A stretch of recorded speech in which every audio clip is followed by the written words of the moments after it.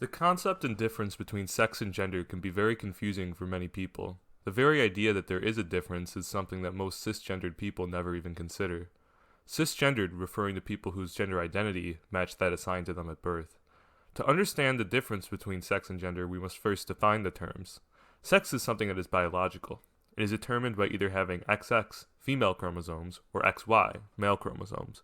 While most people fall into these two categories, it is still important to note that intersex people exist. Gender differs from sex as it is socially constructed and does not physically exist within the world.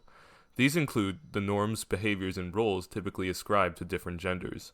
In the United States, the typical gender roles have traditionally been man and woman. However, it is important to note that that does not remain constant among all human cultures.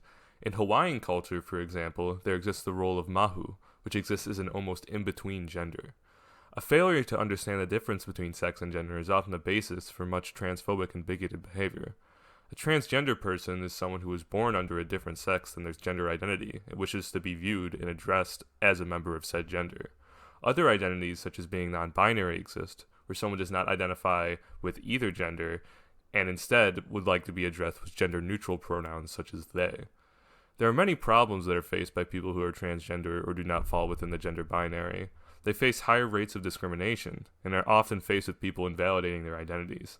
Transgender individuals often face extremely high suicide rates, with over half of trans men stating that they have attempted suicide at least once in their lifetime. Problems that they face can be addressed from many different fronts. Having better funding and access to hormone therapy can help trans and non-binary people deal with their dysphoria, and offering better education on the topic of gender and sex can help reduce the amount of discrimination and ignorance that they undergo.